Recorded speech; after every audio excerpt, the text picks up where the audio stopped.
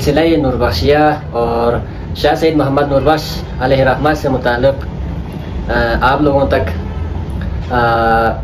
علمی بنیادوں پر اور مختلف اب تک شاہ سید محمد نوربخش علیہ رحمہ اور سلسلہ نوربخشیہ سے اب تک جتنے بھی کتب لکھے جا چکے ہیں دستیاب معلومات کے مطابق، تو ان کو بنیاد بنا کر آج کی اس نشست میں ہم گفتگو کریں گے سلسلہ نوربخشیہ کے حوالے سے۔ سلسلہ نوربخشیہ، جب ہم لفظ نوربخشیہ کو سنتے ہیں تو ادھر سے ایک تاثر پیدا ہوتا ہے کہ یہ نوربخشیہ کوئی فرقہ ہے، کوئی مسلکی فقہ ہے یا کیا چیز ہے۔ جب ہم لفظ نوربخشیہ پاکستان کے دیگر علاقوں میں کسی کے سامنے کہتے ہیں کہ میں نوربخشی ہوں، تو لوگ اس نام سے مانوس نہیں ہوتے، تو سمجھتے ہیں کہ یہ کیا چیز ہے، کوئی مسلمان بھی ہے کہ نہیں۔ تو سوشل میڈیا پر بھی سلسلہ نوربخشیہ سے متعلق معلومات بہت کم ہیں، دستاویزی شکل میں بھی اور ویڈیوز اور ڈاکومنٹریز کی فارم میں بھی مستند شاہ سید علیہ رحمہ کی تعلیمات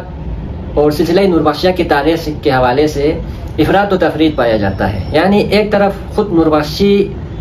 محققین نے اس پہ کام کیا ہے، تو وہ ایز اے نوربخشی کام کرتے ہیں، تو کچھ نہ کچھ ان کے ہاں بھی تعصب کا عنصر پایا جاتا ہے، اور جو غیر نوربخشی محققین ہیں وہ چونکہ بالکل نوربخشی عقیدت سے باہر اٹھ کر جب وہ تحقیق کرتے ہیں، تو بہت سارے ایسے جگہوں پر میں نے پایا کہ وہ شدید غلط فہمی اور تسامح کا شکار نظر آتے ہیں بڑے بڑے محققین۔ تو سر دست جب ہم نوربخشیہ کی بات کرتے ہیں تو نوربخشیہ خالصتاً اور اصلاً فی نفسی ہی نوربخشیہ ایک صوفی سلسلے کا ایک سلسلہ ہے۔ یعنی جس طرح سلاسل طریقت، سلاسل تصوف کے نام سے اہل صوفیہ کے ہاں مختلف سلاسل طریقت پائے جاتے ہیں، ان میں بڑے معروف اہل تسنن کے ہاں 4 بڑے سلاسل ہیں، سلسلہ نقشبندیہ ہیں، سلسلہ چشتیہ ہیں، سلسلہ سہروردیہ ہیں۔ تو اس طرح کئی سلاسل تصوف اہل تسنن کے ہاں رائج اور مستعمل ہیں، اور ان کی اپنی اپنی تعلیمات ہیں، اور ان کی جب ہم پیچھے جاتے ہیں، ان کے سلسلہ سند کے اوپر جب ہم نظر دوڑاتے ہیں تو پیچھے جا کے ان سب کا منبع جو ہے وہ مولا علیہ السلام تک پہنچتا ہے، سوائے سلسلہ نقشبندیہ کے۔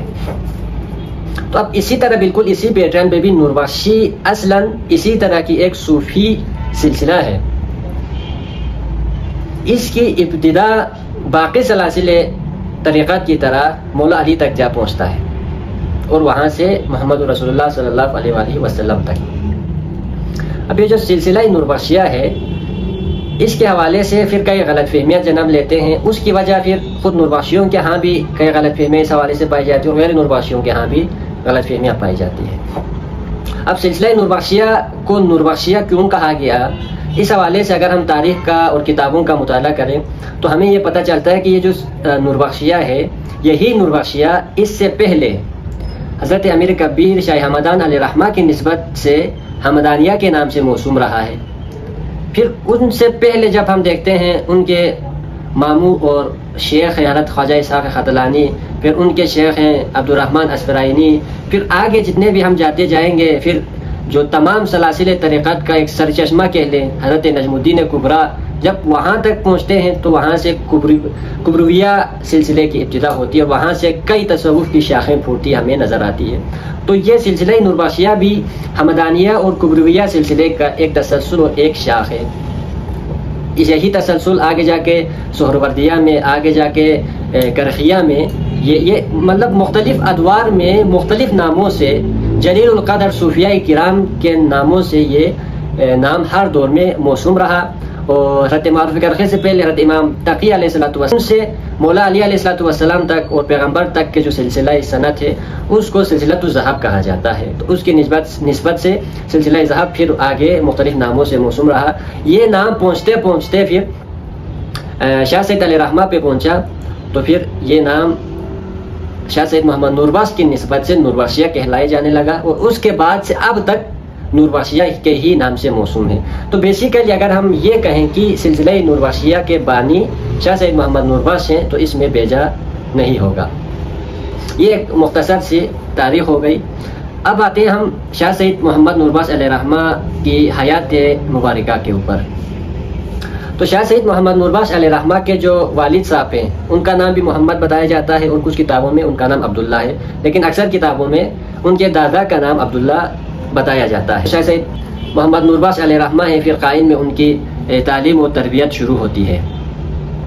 شاہ سید محمد نوربخش علیہ رحمہ کی جو ابتدائی زندگی ہے، بالکل ابتدائی زندگی، اس کے حوالے سے تاریخ خاموش ہے، یعنی کتابوں میں ہمیں شاہ سید علیہ رحمہ کے بچپن کی جو زندگی ہے اس حوالے سے ہمیں معلومات بہت کم ملتی ہے۔ ایک بات یہ اکثر کتابوں میں ہے کہ شاہ سید علیہ رحمہ نے 7 سال کی عمر میں قرآن مجید حفظ کر لیا تھا، اور قریباً 18-20 سال تک انہوں نے جو علوم ہیں، مختلف دینی علوم ہیں، ان کو انہوں نے حاصل کر لیا تھا۔ یعنی انہوں نے جو ابتدائی تعلیم حاصل کی، تو اب ظاہر سی بات ہے جو تعلیم حاصل کی ہے تو چند اساتذہ سے انہوں نے تعلیم حاصل کی ہوں گے یقیناً، تو اس حوالے سے ایک بڑی غلط فہمی یہ پائی جاتی ہے، اور اس غلط فہمی کو پھیلانے والی شخصیت ہیں جو امامیہ اثنا عشری کے ہاں شہید ثالث قاضی نور اللہ شوستری علیہ رحمہ کے نام سے جانے جاتے ہیں، مشہور ہیں، اہل تشیع کے ہاں ایک بڑا نام ہے، لیکن ہمارے نوربخشیوں کے ہاں اور غیر امامیوں کے ہاں، غیر شیعوں کے ہاں وہ شیعہ طراز کے نام سے جانے جاتے ہیں۔ شیعہ طراز اس وجہ سے کہ قاضی صاحب کا یہ ایک وتیرہ شروع سے رہا ہے کہ وہ بڑے بڑے شخص، تصوف کے ساتھ ان کا ایک خاص شغف ہمیں دیکھنے کو ملتا ہے، تو انہوں نے بڑی بڑی شخصیات کو، ایون کہ امام غزالی کو بھی اور ابن عربی تک کو بھی انہوں نے شیعہ قرار دیا ہے، اور اسی چیز کو انہوں نے ذہن میں رکھتے ہوئے انہوں نے شاہ حمدان علیہ رحمہ کو بھی، میر نوربخش علیہ رحمہ کو بھی اور میر راقی کو بھی، ان سب کو بھی انہوں نے شیعہ قرار دیا۔ اور 40 المومنین میں قاضی صاحب نے اب شاہ سید علیہ رحمہ کا جو استاد ہے وہ احمد ابن فہد ہلی کو بتا رہے ہیں، ہلی کو وہ شاہ سید کا استاد بتا، اور کہتے ہیں کہ شاہ سید نے فقہ، حدیث وغیرہ جتنے بھی علوم ہیں، شرعی علوم ہیں، وہ فہد ہلی سے حاصل کی ہے۔ انہوں نے شاہ سید کو شیعہ بنانے کے لیے یہ ایک باقاعدہ انہوں نے بنیاد گھڑی، اور یہاں سے پھر بعد میں آنے والی بعد میں لکھنے والی کتابوں میں کئی شخصیات نے فہد ہلی کو شاہ سید کا استاد لکھا، لیکن یہ بہت بڑی غلط فہمی اور تسامح ہے۔ وہ اس وجہ سے کہ خود شاہ سید علیہ رحمہ نے اپنی کسی بھی کتاب میں فہد ہلی کو اپنا استاد یا اپنا شیخ کہیں پہ بھی نہیں لکھا، اور یہ بہت بڑی وزنی بات ہوتی ہے۔ ایک شاگرد جو اپنے استاد سے جو کچھ سیکھتا ہے، استاد کی عزت احترام تکریم اور بنیادی تقاضا بھی ہے، وہ شان و مرتبہ اپنی کتابوں میں پھر لکھتے ہیں، لیکن شاہ سید علیہ رحمہ کی کسی بھی کتاب میں فہد ہلی کے حوالے سے ہمیں کوئی تذکرہ نہیں ملتا۔ اور عجب بات یہ ہے کہ نہ ہی شاہ سید علیہ رحمہ کی جو ابتدائی زندگی ہے اس میں ہمیں فہد ہلی سے ملاقات کی کوئی ثبوت ملتا ہے، بلکہ جو قرائن اور شواہد ہیں وہ اس کے برخلاف ہمیں نظر آتا ہے، یعنی کوئی ثبوت شواہد نہیں ملتا کہ جس سے ہم یہ بات کہہ سکیں یا قاضی صاحب کی بات پائے ثبوت کو پہنچے کہ وہ فہد ہلی سے ملے تھے اور انہوں نے ان سے تعلیم حاصل کی۔ تو اس وجہ سے کہ شاہ سید علیہ رحمہ جو ہیں وہ قائن میں قیام پذیر ہیں، اور فہد ہلی جو ہیں وہ ہلہ میں ان کی پیدائش ہوئی، پھر اس کے بعد وہ کربلا ہجرت کر کے گئے، اور وہاں پہ پھر انہوں نے ایران وغیرہ کئی شہروں میں انہوں نے سفر کیا، لیکن کربلا میں سکونت اختیار کر کے وہاں پہ مدرسہ قائم کر کے وہاں پہ پڑھانا شروع کیا، لیکن شاہ سید علیہ رحمہ کا وہاں پر جا کے ان سے تعلیم حاصل کرنے کے کوئی شواہد موجود نہیں۔ تقریباً شاہ سید علیہ رحمہ کی پیدائش ہوئی ہے، تو پیدائش کے حوالے سے بھی ان کی تاریخ پیدائش کے حوالے سے اختلاف پایا جاتا ہے۔ تو عموماً نوربخشیوں کے ہاں بھی ایک یہ رائج ہے کہ شاہ سید علیہ رحمہ کی جو پیدائش ہے وہ 15 شعبان 795 ہجری کو ان کی پیدائش ہوئی ہے، جبکہ ماہر حمدانیات و نوربخشیات استاد محترم غلام حسن حسنو صاحب کی تحقیق کے مطابق شاہ سید علیہ رحمہ کی یوم پیدائش وہ 27 محرم الحرام 795 ہجری ہے۔ تو 795 ہجری میں شاہ حمدان علیہ رحمہ کی یوم وفات ہوتی ہے 786 ہجری میں، تو اس طرح 9 سال بعد شاہ سید علیہ رحمہ کی جو ہے نا وہ پیدائش ہوتی ہے، اور 7 سال کی عمر میں حفظ قرآن کے بعد تقریباً شاہ سید علیہ رحمہ کی عمر 24 سال جب ہوتی ہے، تو 24 سال تک انہوں نے اپنے آبائی علاقے سے ہی شرعی اور دوسرے علوم انہوں نے حاصل کر چکے تھے، بہت ذہین فتین بچہ تھا۔ تو 24 سال کی عمر میں پھر ابراہیم خطلانی جو ہے وہ خواجہ اسحاق خطلانی ہیں، ان کا ایک خلیفہ ہے، تو وہ ان کی شاہ سید سے ملاقات ہوتی ہے، تو ابراہیم خطلانی نے پھر شاہ سید علیہ رحمہ کو دعوت دی کہ آپ خطلان آ جائیں اور آ کر ہمارے شیخ ہیں خواجہ اسحاق خطلانی پھر وہاں ان کی خانقاہ موجود تھے ختلان کے اندر، کبرویہ سلسلے کے جو خانقاہ کبرویہ کے نام سے مشہور تھے، وہاں پر آنے کی ان کو دعوت دی. تو قریباً 819 میں شاہ سعید علیہ الرحمہ جو ہیں وہ ختلان آ کر خواجہ اسحاق ختلانی کے ہاتھوں بیعت کر لیتے ہیں اور سلسلہ کبرویہ سے اپنا حلقہ ارادت جو ہیں وہ جوڑ لیتے ہیں. شاہ سعید علیہ الرحمہ نے پھر بہت کم عرصے میں انہوں نے روحانی منازل طے کیے، جس طرح تصوف کے ہاں عبادات اور ریاضات اور مجاہدات کرنے کے بعد وہ روحانی منازل طے کرتے ہیں، تو اسی طرح شاہ سعید علیہ الرحمہ نے بھی بڑی تیزی کے ساتھ وہ منازل طے کیے. اور غالباً 822 میں جو خواجہ اسحاق ختلانی ہے انہی کا ایک مرید بھی ہے سید عبداللہ برزش آبادی علیہ الرحمہ. تو وہ شاہ سعید کے ہی ہم عصر تھے، دونوں خواجہ اسحاق کے شاگرد رشید تھے اور خاص شاگردوں میں شمار ہوتا تھا. تو پھر خواجہ اسحاق ختلانی نے ان کے ایک اور شاگرد اور مرید ہیں خلیل نام کا، تو وہ ان کو ایک خواب نظر آتا ہے. خواب میں وہ دیکھتے ہیں کہ آسمان سے ایک نور نیچے زمین پر اور شاہ سعید علیہ الرحمہ کے جسم اطہر کے اندر داخل ہوتا ہے اور وہ نور پھر پوری دنیا میں پھیل جاتا ہے. تو اس خواب کی بنا پر خواجہ اسحاق ختلانی نے اس خواب کی تعبیر یہ کر دی کہ اس کا یہ مطلب ہے کہ شاہ سید محمد نوربخش علیہ الرحمہ جو ہیں وہ دنیا پر حکومت کریں گے. اسے ایک غیبی اشارہ سمجھ کر انہوں نے یہ تعبیر کر دیا. اور شاہ سعید علیہ الرحمہ کو تصوف کی ہسٹری میں ہمیں ایک یونیک چیز دیکھنے کو ملتی ہے، اور وہ یہ کہ خود استاذ اور شیخ یعنی پیر اپنے مرید کے ہاتھوں بیعت کر لیتا ہے اور سید محمد کو نور بخش کا لقب عطا کرتا ہے. آمد از غیب نامش نور بخش، بود چون خورشید ذاتش نور بخش. اور جو مسند ارشاد ہیں جو شاہ حمدان علیہ الرحمہ کا جو خرقہ تصوف تسلسل کے ساتھ آگے آ رہا ہوتا ہے وہ شاہ سعید علیہ الرحمہ کو پہناتے ہیں. تو جب یہ واقعہ ہوتا ہے تو سید عبداللہ برزش آبادی علیہ الرحمہ وہاں پر موجود نہیں تھے، عمرہ کے لیے یا کہیں اور سفر کے لیے گئے ہوئے تھے. جب وہ اپنے ساتھیوں کے ہمراہ وہاں پر آتے ہیں تو دیکھتے ہیں کہ خواجہ اسحاق نے اپنے شیخ نے شاہ سعید کے ہاتھوں بیعت کر کے ان کو اپنا پیر مان کر ان کے حوالے کی ہیں اور ان کو اجازت دی ہے باقاعدہ، اور وہ پھر باقی مریدوں کی تربیت کر لیتے ہیں. تو یہاں سے سید عبداللہ برزش آبادی علیہ الرحمہ نے سید محمد نوربخش کے ہاتھ پہ بیعت کرنے سے انکار کر دیا. اس طرح سید عبداللہ برزش آبادی جو ہیں وہ اس سلسلے سے الگ ہو جاتے ہیں، اور اس بنا پہ پھر خواجہ اسحاق ختلانی کہتے ہیں کہ ذہب عبداللہ، یعنی عبداللہ چلا گیا. یعنی اس کے پھر کئی توجہ بناتے ہیں. بنیادی وجہ یہی ہے کہ پھر سید عبداللہ برزش آبادی ہیں وہ ان سے الگ ہو گئے، تو پھر اسی نسبت کی وجہ سے سید عبداللہ برزش آبادی کے آگے پھر باقاعدہ ان کا سلسلہ چلا، تو پھر وہ ذہبیہ کے نام سے موسوم اور مشہور رہا ہے. تو اب سید عبداللہ برزش آبادی کا شاہ سعید علیہ الرحمہ کے ہاتھ پہ بیعت نہ کرنے کے حوالے سے دو رائے پائے جاتے ہیں. ایک راویہ عموماً ہمارے نوربخشی حضرات کا ہے، وہ یہ کہ سید عبداللہ برزش آبادی نے اپنے استاذ کی نافرمانی کر دی اور وہ گمراہ ہو گئے یا وہ اپنے حسد میں مبتلا ہو کر دوسرے سائڈ پہ چلے گئے. لیکن دوسری طرف جب ہم کتابوں کا مطالعہ کرتے ہیں تو یہ بات ہمیں نظر آتی ہے کہ وجہ یہ نہیں تھی، بلکہ وجہ یہ تھی کہ سید عبداللہ برزش آبادی کے مطابق جو اپنے استاذ نے مرید یا شاگرد کے ہاتھوں بیعت کرنے کی وجہ یہ بتائی کہ آسمان سے جو نور نازل ہوتا ہے تو اس سے ایک تو یہ باطنی جو تصوف کی تربیت اور تزکیہ وغیرہ کے حوالے سے، تو خواجہ اسحاق نے صرف یہیں تک محدود نہیں رکھا تھا بلکہ امام نوربخش علیہ الرحمہ کو باقاعدہ یہ بھی فرمایا تھا کہ آپ ظاہری بھی خلافت پہ آپ قائم ہوں گے. تو اس وجہ سے کہ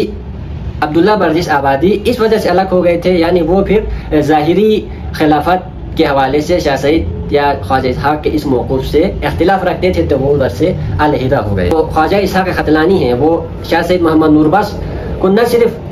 باطنی خلافت ان کے سپرد کرتا ہے بلکہ ان سے کہتا ہے کہ آپ نے ظاہری خلافت کا بھی دعویٰ کرنا ہے. تو شاہ سعید علیہ الرحمہ فرماتے ہیں کہ اس کے لیے خروج کرنے کے لیے، خروج کر کے جو بادشاہ وقت ہیں اس کے خلاف ہم نے جو نظام قائم کرنا ہے تو اس کے لیے ہماری تیاری ابھی مکمل نہیں ہے. تو خواجہ اسحاق ختلانی کو وہ جو خواب بتایا گیا تھا یا وہ ان کو نظر آیا تھا تو اس پر خواجہ اسحاق کا اتنا یقین تھا کہ انہوں نے کہا کہ دیکھو شاہ سعید، اس امر میں، یعنی اس میں کوئی شک نہیں ہے کہ آپ نے خلافت پر متمکن ہونا ہی ہونا ہے، تو انبیاء علیہ السلام نے بھی خروج کرنے کے لیے کوئی تحریری شاعری نہیں کی، تو آپ بھی بغیر تحریک کے، ہم بھی بغیر تحریک کے حکومت یا خلافت حاصل کر سکتے ہیں۔ تو شاہ سعید اس کے لیے ذہنی طور پر تیار نہیں تھے، لیکن خواجہ اسحاق کے اصرار پر پھر انہوں نے اب کچھ حلقے کے اندر اس حوالے سے پھر کوشش کرنی شروع کر دی۔ تو یہاں سے پھر جو بادشاہ وقت ہیں مرزا شاہ رخ، تو پھر ان کے ساتھ شاہ سعید علیہ الرحمہ اور خواجہ اسحاق کا جو ہے نا وہ ٹسل ہوتا ہے، اور اس خروج کو جو مرزا شاہ رخ ہے وہ بغاوت پر محمول کرتے ہوئے پھر ان کو کچلنے کے لیے پھر وہ سرگرم ہوتے ہیں، اور شاہ سعید علیہ الرحمہ کو کئی بار گرفتار کر لیتے ہیں۔ یعنی شاہ سعید علیہ الرحمہ کی 73 سالہ زندگی ہے، اس کو ہم بنیادی طور پر 3 ادوار میں تقسیم کر سکتے ہیں۔ اس کا جو پہلا دور ہے وہ 795 ہجری سے 826 ہجری تک ہے۔ اس کی اگر عیسوی میں ہم بات کریں تو 1392 عیسوی سے 1423 عیسوی بنتا ہے۔ تو اس پہلے دور میں فیز 1 میں شاہ سعید علیہ الرحمہ کی ابتدائی تعلیم اور سیر و سلوک کے حوالے سے سلسلہ کبرویہ کے ساتھ ان کا منسلک ہو جانا، پھر خواجہ اسحاق کے ہاتھوں مریدی اختیار کرنا، پھر خواجہ اسحاق کا آپ کے ہاتھوں مریدی اختیار کرنا، تو یہ چیزیں جو ہے نا جو میں نے ابھی پوری ہسٹری بتائی یہ فیز 1 میں آتا ہے۔ اور اگر ہم فیز 2 کی یا دوسرا دور کی بات کریں تو دوسرا دور شروع ہوتا ہے 827 ہجری سے لے کر 842 ہجری تک، اور اس کی عیسوی میں سن بنتا ہے 1424 عیسوی سے 1442 عیسوی یا 1443 عیسوی تک۔ یہ جو سیکنڈ پیریڈ ہے یا سیکنڈ فیز ہے، یہ شاہ سعید علیہ الرحمہ کے پوری زندگی کے درمیان زندگی کے حوالے سے ایک ٹرننگ پوائنٹ اسی دور میں ہوتی ہے۔ یعنی اس دور میں اب یہ جو شروعات ہوتی ہے ان کا ظاہری خلافت کا دعویٰ کرنا، پھر اس پہ مرزا شاہ رخ کے ساتھ ان کا دشمنی ہونا، یہاں سے لے کر پھر شاہ سعید علیہ الرحمہ کی جو ہے نا پوری زندگی کے جو مین ایج ہیں تقریباً 40 سال کی جو ایج ہے وہ اسی میں کھپ جاتے ہیں۔ اس کو موسٹ ٹربل فیز ہم کہہ سکتے ہیں۔ تو اس حوالے سے اب اس موسٹ ٹربل فیز کے اندر شاہ سعید علیہ الرحمہ کو جو ہے نا کئی بار وہ گرفتار کیا جاتا ہے مرزا شاہ رخ کی طرف سے، چونکہ مرزا شاہ رخ کا بنیادی نقطہ نظر یہ تھا کہ جو شاہ سعید علیہ الرحمہ ہیں وہ ظاہر خلافت کے دعوے دار ہیں، تو اس وجہ سے اب وہ اپنے خلافت کے لیے اس کو خطرہ سمجھ رہے تھے، تو بغاوت پر محمول کر رہے تھے، تو اس طرح وہ اس کو کچلنے کے لیے انہوں نے کئی بار 3 بار گرفتاریاں کی، اور سخت چاہے سیاہ میں ان کو سخت قید و بند کی صعوبتیں جھیلنی پڑی۔ اور اس کی سب سے زیادہ نقصان یہ ہوا کہ خواجہ اسحاق قتلانی نے جب شروعات میں کئی لوگوں کو اپنا ہمنوا بنایا، اور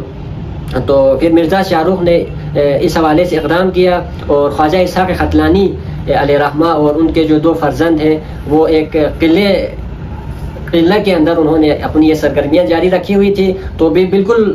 غیر مسلح تھے، ان کی تیاریاں بھی نہیں تھی، ان کے پاس اسلحے بھی نہیں تھے، تو مرزا شاہ رخ نے فوج بیچ کر اچانک وہاں پر حملہ کرتے ہیں، اور 70-80 کے قریب وہاں پہ صوفی درویش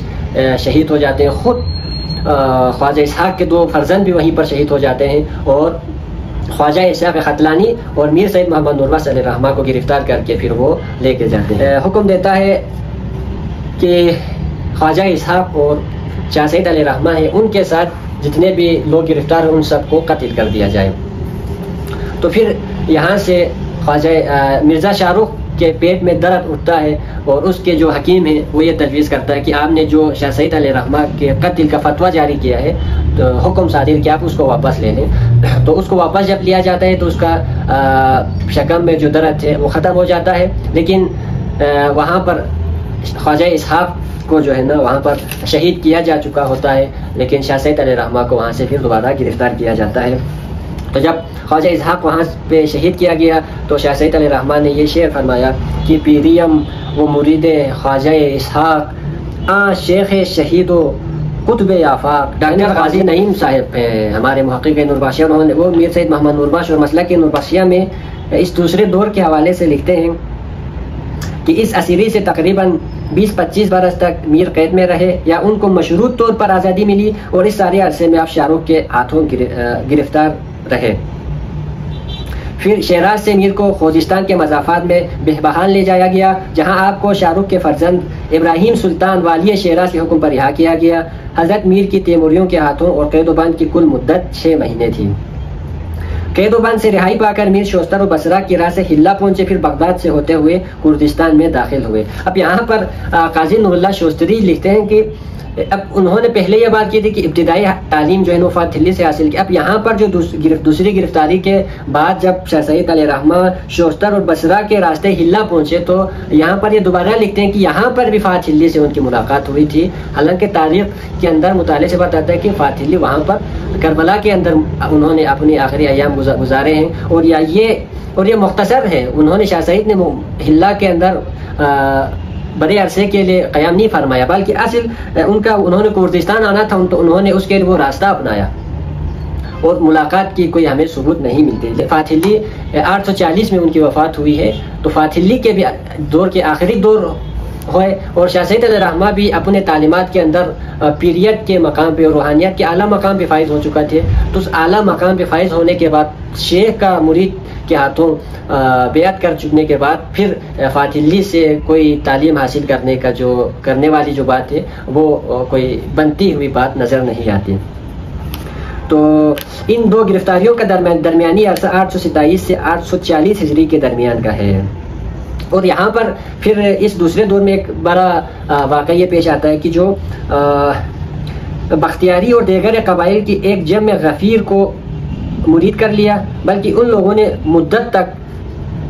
خطبہ اور سکہ ان کے نام پر جاری کیا۔ یعنی یہ بختیاری اور دیگر قبائل نے جو دوسری گرفتاری کے بعد کردستان تشریف لائے تھے تو وہاں سے بڑی کثیر تعداد میں لوگوں نے آپ کے ہاتھوں پر بیعت کی، اور آپ کی باطنی کے ساتھ ساتھ ظاہری خلافت کے لیے بھی انہوں نے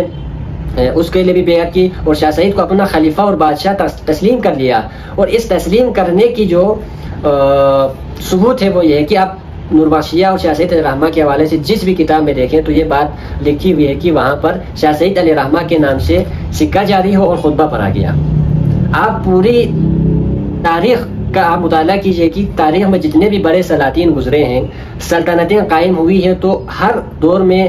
سلطان کے نام کا خطبہ پڑھا جاتا ہے اور اسی کے نام کا سکہ جاری ہوتا ہے۔ تو شاہ سعید علیہ الرحمہ کے نام کا سکہ جاری ہونے اور ان کے نام کا خطبہ پڑھنے کا مطلب یہ ہے کہ انہوں نے مرزا شاہ رخ کو بادشاہی وقت ماننے سے انکار کیا ہے، اور انہوں نے وہ خود دعوے دار تھے ظاہر خلافت کے چلانے کے بھی۔ تو سر دست پھر شاہ سعید علیہ الرحمہ کو ان دو شرائط پر چھوڑا جاتا ہے کہ ایک تو آپ نے سیاہ دستار یا سیاہ لباس نہیں پہننا، اور دوسرا آپ نے اپنے ارد گرد جمع غفیر جمع نہیں کرنا۔ ان دو شرائط کی بنیاد پر شاہ سعید علیہ الرحمہ کو رہائی ملتی ہے۔ اور اس سے پہلے شاہ سعید علیہ الرحمہ کو کہا جاتا ہے کہ آپ ممبر پہ چڑھ کر عام لوگوں کو بتائیں کہ میں ظاہری خلافت کا دعوے دار نہیں ہوں۔ تو شاہ سعید علیہ الرحمہ نے ممبر پر چڑھ کر یہ بات کی کہ میری طرف بعض باتیں منسوخ کی گئی ہیں، اگر میں نے کہی ہے تو، اور اگر نہیں ہے تو ربنا ظلمنا انفسنا وان لم تغفر لنا وترحمنا لنكونن من الخاسرین۔ اور پھر سورہ فاتحہ پڑھ کر ممبر سے آپ اتر جاتے ہیں۔ تو 840 میں آپ کے پھر پاؤں سے بیڑیاں اتار کر ان دو شرائط کی بنا پر آپ کو رہائی ملتی ہے۔ جب ہم ان دو شرائط کے اوپر غور کرتے ہیں تو دوسرے شرط کے حوالے سے ہمیں سمجھ آ جاتی ہے، اس پہ کوئی اعتراض نہیں ہے، لیکن پہلے شرط کے حوالے سے سیاہ دستار یا سیاہ لباس کے حوالے سے ہمارے معاشرے میں کچھ غلط فہمیاں پائی جاتی ہیں، اور اس کو دانستہ طور پر پھیلایا گیا ہے۔ وہ پھر اس کو محرم میں ماتم کرنے کے ثبوت کے طور پر پیش کیا جاتا ہے۔ کئی ہمارے مؤلفین مضمون نگار حضرات نے پھر اس کو لکھا بھی ہے۔ تو اس غلطی کو میں یہاں پر واضح کرنا ضروری سمجھوں گا کہ یہ جو سیاہ دستار یا سیاہ لباس ہے، اس کے پہننے کی وجہ یہ نہیں ہے جیسا کہ ہمیں بتایا جاتا ہے،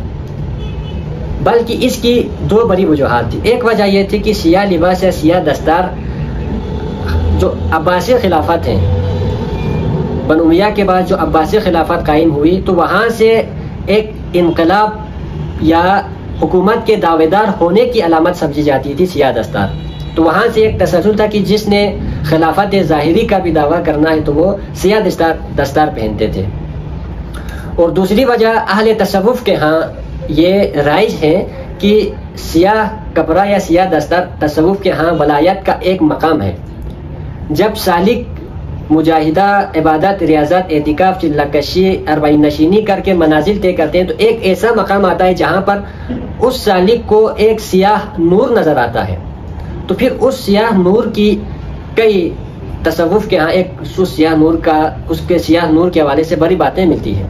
اور اس کی بنیاد اہل تصوف یہ بتاتے ہیں کہ غزوہ احد کے موقع پر پیغمبر اسلام صلی اللہ علیہ وآلہ وسلم نے بھی سیاہ دستار یا سیاہ لباس پہنا ہوا تھا، تو اس سنت کو قائم رکھنے کے لیے اہل تصوف نے اپنے ہاں اس چیز کو، تسلسل کو قائم رکھا، اور جو ایک روحانی اس منزل پر پہنچتے تھے تو وہ پھر سیاہ لباس پہنا کرتے تھے۔ اور خود خواجہ اسحاق نے اپنے حیات میں بھی ایک دفعہ سیاہ دستار پہنی تھی، تو تیموری جو حکمران ہیں انہوں نے پھر ناراضگی اور رنجش کا اظہار کیا تھا۔ تو پھر یہ ان سب واقعات کے بعد ہمیں پتہ چلتا ہے کہ مرزا شاہ رخ نے شاہ سید علیہ الرحمہ کو دبانے کے لیے، ان کی تعلیمات کو ختم کرنے کے لیے کئی دفعہ کوششیں کی، لیکن وہ شاہ سید علیہ الرحمہ کو قتل کرنے میں ناکام رہے۔ پھر یہاں سے شاہ سید علیہ الرحمہ کو رہائی ملتی ہے، اور ان کا شاہ سید علیہ الرحمہ کا جو ہے وہ دوسرا پیریڈ، دوسرا فیز اور دوسرا دور وہ یہاں پر جا کے مکمل ہو جاتا ہے، اور آپ کا جو تیسرا پیریڈ ہے یا تیسرا دور ہے پھر وہ شروع ہو جاتا ہے شاہ سید علیہ الرحمہ کا۔ وہ شروع ہوتا ہے 843 ہجری سے، پھر آخر میں ان کی شاہ سید علیہ الرحمہ کی وفات 869 یعنی 869 ہجری تک، جس کی عیسوی میں بنتا ہے 1443 سے 1464 عیسوی تک۔ اب ان کا آخری دور، اس دور کے اندر شاہ سید علیہ الرحمہ ہمیں ایک صوفی پریچر کے طور پر، یعنی ایک عظیم صوفی شخصیت کے روپ میں، عظیم پیر و مرشد کی شکل میں ہمیں نظر آتے ہیں، اور وہ پھر اپنے مریدین کی تربیت کرتے ہیں، اور پھر اپنے شاگردوں کو تیار کر کے مختلف بلاد اسلامی میں ان کو پھیلا دیتے ہیں کہ آپ لوگوں نے اسلامی تعلیمات ہیں، تصوف سلسلہ کبرویہ کی جو تعلیمات ہیں ان کو آگے پہنچانا ہے۔ تو ان کے تلامذہ کو پھر شاہ سید علیہ الرحمہ نے، شیخ محمد سمرقندی ہیں ان کو مصر بھیجتے ہیں، شیخ محمود بحری ہیں ان کو بحر آباد میں بھیجتے ہیں، مولانا حسین کو کئی ہیں، یہ شاہ سید علیہ الرحمہ کے بیٹوں کے سعد الحق، امیر جعفر اور شاہ قاسم فیضوہ کے اتالیب بھی رہے ہیں جو ان اولادوں کی تربیت کرتے تھے، وہ اعظم الخلفاء کے نام سے بھی جانے جاتے ہیں، تو ان کو پھر آگے بھیجتے ہیں۔ پھر مولانا برہان الدین بغدادی ہیں ان کو پھر، اور شیخ شمس الدین عسیری لاہیجی ہیں پھر ان کو اپنے علاقے میں بھیجتے ہیں۔ اس طرح وہ اپنے تعلیمات کو 4 جہاں کے عالم میں پھیلا دیتے ہیں۔ تقریباً 843 سے آگے کا جو دور ہے یہ شاہ سید علیہ الرحمہ کا درخشاں دور گزرا ہے، اس میں جو کتابیں، بڑی بڑی کتابیں وہ لکھی جاتی ہیں۔ یہاں پر ضمن ایک بحث یہ کی جاتی ہے کہ شاہ سید محمد نوربخش کے حوالے سے بھی، نوربخشیوں کے ہاں بھی اور غیر نوربخشی جو نوربخشیہ کے اندر انٹرسٹ رکھتے ہیں محققین مؤلفین ہیں، ان کے ہاں بھی ایک اختلاف یہ پایا جاتا ہے کہ آیا شاہ سید علیہ الرحمہ بلتستان تبلیغ کے لیے تشریف لائے تھے یا نہیں لائے تھے۔ تو تاریخ کی کتابوں میں شاہ سید علیہ الرحمہ کے بلتستان میں تشریف لانے کے ہمیں کوئی آثار و شواہد نہیں ملتے، اور اس کے آپ میں نے پوری زندگی بیان کر دی کہ اس کی پوری زندگی سے ہمیں پتہ چلتا ہے کہ شاہ سید علیہ الرحمہ کو کوئی فرصت کے لمحات ملے ہی نہیں کہ وہ کشمیر میں تشریف لا کر دعوت و تبلیغ کا کام کریں، یعنی ان کی پوری زندگی میں نے 3 ادوار پر تقسیم کر کے آپ تک پہنچائی، تو وہ انہی علاقوں میں ان کی زندگی گزر جاتی ہے، ان کو یہاں آنے کی جو ہے نا وہ فرصت نہیں ملتے۔ یہ جو شاہ سید علیہ الرحمہ کا بلتستان آنے کے حوالے سے پہلی دفعہ یہ ہمیں ملتا ہے تاریخ جموں میں مولوی حشمت اللہ لکھتے ہیں۔ مولوی حشمت اللہ ایک منشی تھا، اور وہ ڈوگروں کی طرف سے منشی بنا کے اس بلتستان میں اس کو بھیجا گیا تھا۔ تو اس نے ایک مخصوص سوچ کے تحت انہوں نے وہ چیزیں لکھی، اور بڑا ان کی جو غلطی واضح یہاں سے ہوتی ہے کہ وہ شاہ ہمدان علیہ الرحمہ نے بلتستان کے اندر، کشمیر لداخ کے اندر جو تعلیمات پھیلا کر جو آثار اور نقوش چھوڑے ہیں، وہ تاریخ جموں میں مولوی صاحب لکھتے ہیں کہ یہ جو جتنی بھی چیزیں چھوڑ کے گئے ہیں یہ شاہ ہمدان یہاں پر نہیں آئے تھے، بلکہ یہ ساری چیزیں شاہ سعید کے کارنامے ہیں، شاہ سعید نے یہ سب کیا ہے اور اپنے استاذ اور اپنے خلیفہ شاہ ہمدان کی طرف منسوب کیا ہے۔ یعنی یہ کسی بھی حوالے سے قابل توجیہ ماننے والی کوئی سولید ریزن ہمیں نظر نہیں آتا۔ پھر ہمارے بعد میں سارے شاہ ہمدان وغیرہ میں مولوی اخن رضا صاحب نے بھی پھر اسی حوالے سے ان کے کچھ بات بیان کی ہے، لیکن ہمیں اس حوالے سے کوئی ٹھوس شواہد ہمیں نظر نہیں آتے۔ اور ان کے شاہ سید علیہ الرحمہ کی زندگی جو ہے وہ 869 میں